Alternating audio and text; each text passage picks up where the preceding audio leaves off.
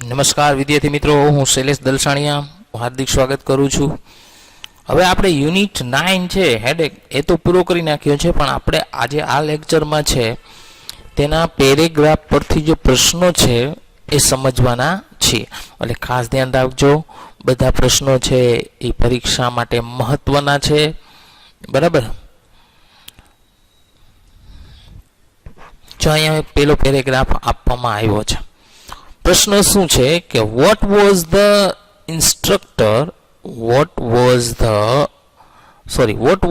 order of the drill instructor, કે કસરતના શિક્ષકનો શું હુકમ હતો?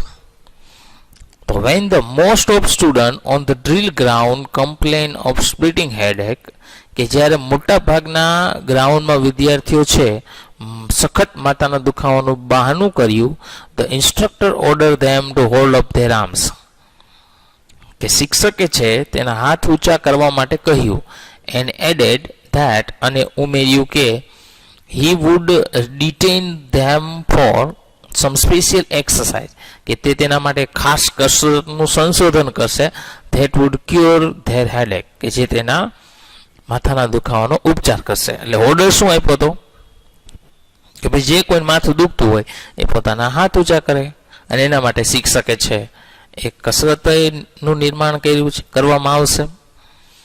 અહીંયાથી ફસાણા હતા બધા, આપણે આગળ પાઠમાં જોયું હતું. બીજો પ્રશ્ન છે why did drill instructor declare that he was glad that day, કે શા માટે કસરતના શિક્ષકે એવું કહ્યું કે તેઓ તે દિવસે ખુશ હતા?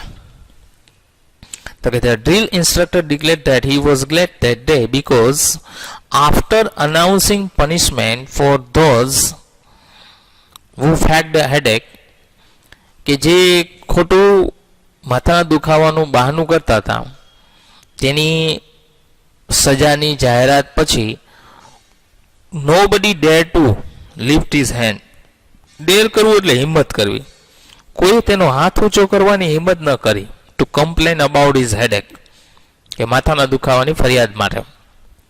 and everybody in the class joined the drill, અને બધા જ ક્લાસમાં છે કસરતમાં જોડાયા. એટલા માટે જે કસરતના શિક્ષક છે એ ખુશ હતા, કારણ કે બધા જ જોડાણા હતા. ત્યાર પછીનો પ્રશ્ન પેરેગ્રાફ છે અને એના 4 પ્રશ્નો છે. પહેલો પ્રશ્ન છે જુલાઈ 2018માં પૂછાઈ પણ ગયો છે. પ્રશ્ન છે કે what is excuse for an author, લેખક માટે શું બહાનું છે? તો કે headache or indisposition is an excuse for an author, કે માથાનો દુખાવો અથવા સામાન્ય બીમારી. આપણે આગળ જોયું હતું ને ઇન્ડિસ્પોઝિશનનો મિનિંગ શું થાય? સામાન્ય બીમારી એક બહાનું છે. What should a clerk clear to his boss, કે બોસને ક્લર્કે શું કહેવું જોઈએ, તો શું સ્પષ્ટ કરવું જોઈએ? તો કે a clerk should clear his boss that, કે ક્લર્કે છે તેના બોસને સ્પષ્ટ કરવું જોઈએ he can not attend his office, કે તે તેની ઓફિસમાં હાજરી આપી શકશે નહીં, just because he is down with headache, કારણ કે તેને માથું દુખે છે. આવું ક્લિયર કરવું જોઈએ. તો કે what is wrong notion about headache, notion એટલે ભાવના, લાગણી, અકોર્ડિંગ ટુ ધ રાઇટર, કે લેખકના મત પ્રમાણે માથાના દુખાવા વિશે શું ખોટી ભાવના અથવા લાગણી છે અથવા માન્યતા છે? અકોર્ડિંગ ટુ ધ રાઇટર એટલે લેખકના મત પ્રમાણે there is no such things as a headache or indisposition, કે માથાનો દુખાવો અથવા સામાન્ય બીમારી જેવી કોઈ વસ્તુ જ નથી. It is just an excuse, તે એક માત્ર બહાનું છે. એન એલિગન્ટ ફોલ્સહુડ, અને કાયદેસરનું જૂઠાણું. એલિગન્ટ ફોલ્સહુડ એટલે શું થાય? કાયદેસરનું જૂઠાણું. એટલે લેખક એવું માને છે કે ભાઈ એવી કોઈ બીમારી છે જ નહીં. અહીં શું કીધું છે? ઇલ્યુસ્ટ્રેટ ધ સ્ટેટમેન્ટ, કે સ્ટેટમેન્ટનું વર્ણન કરો. The word is not yet ripe for such outspokenness, કે દુનિયા છે હજુ આ સ્પષ્ટ વક્તા માટે પરિપક્વ નથી. તો કે the writer says that in spite of producing real reason, કે એનું વાસ્તવિક રીઝન એટલે કારણ છે બતાવ્યા છતાં people give fake reason of headache to get away from the work, કે લોકો કામથી બચવા માટે માથાના દુખાવાનું ખોટું કારણ આપે છે.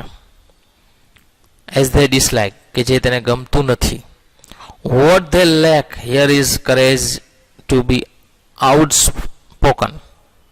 Vote they lack here is a courage to be outspoken, કે જેને લેક એટલે અછત, કરેજ એટલે હિંમત, આઉટસ્પોકન કે જેને સ્પષ્ટ બોલવા માટેની હિંમતની અછત છે.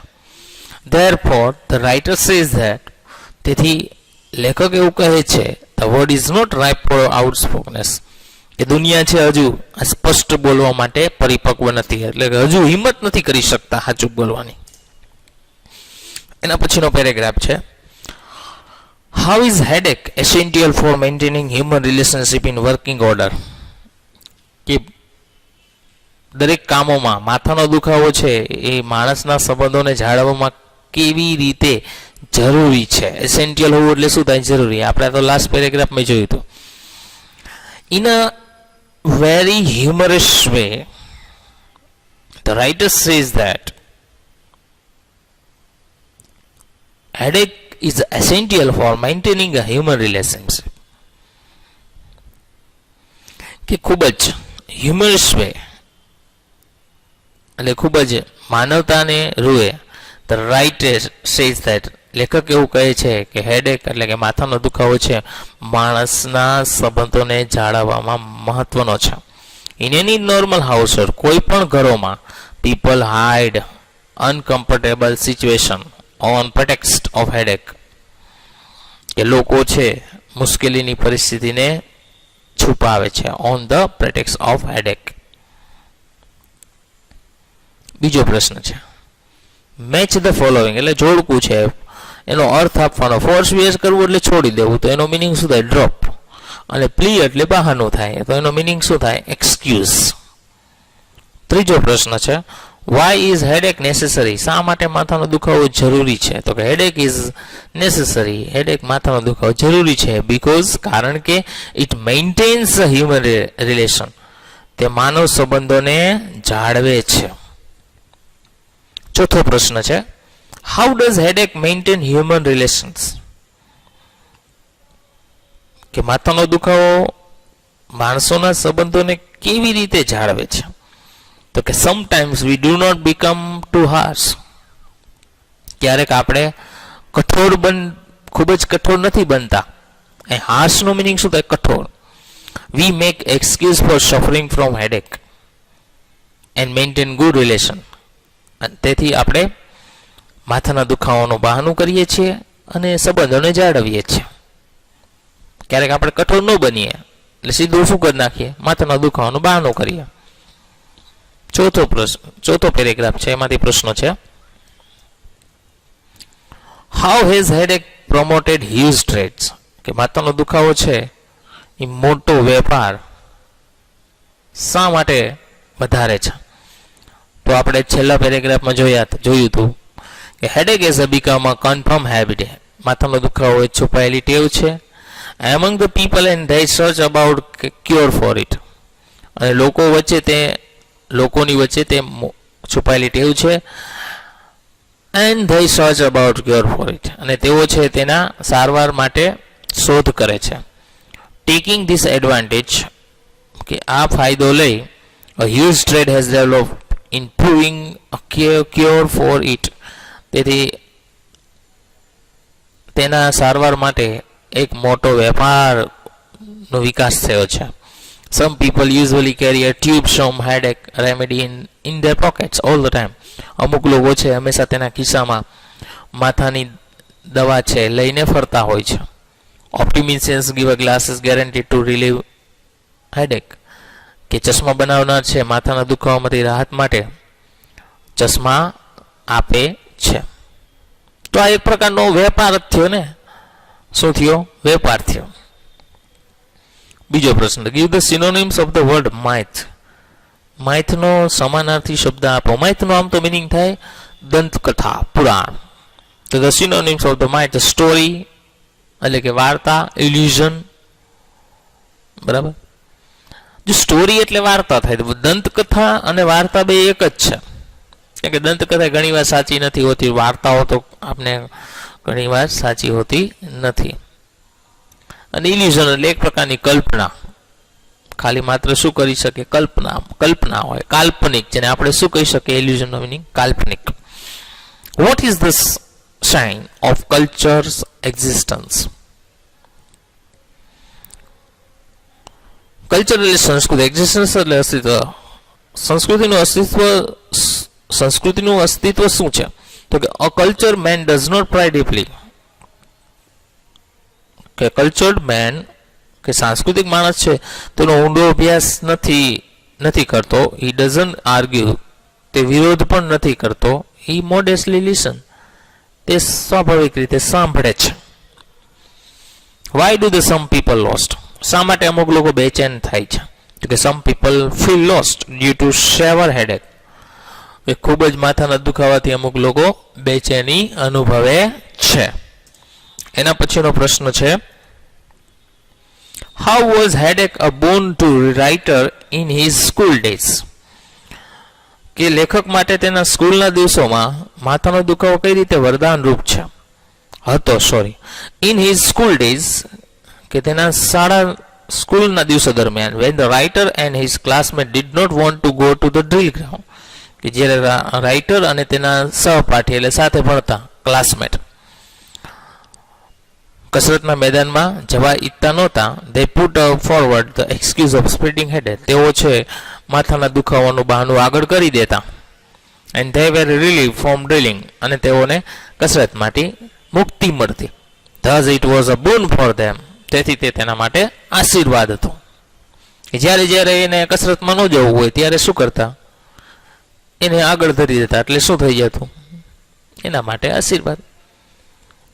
બીજો પ્રશ્ન છે, how was the boon headache turn into curse by their drill instructor? કે કેવી રીતે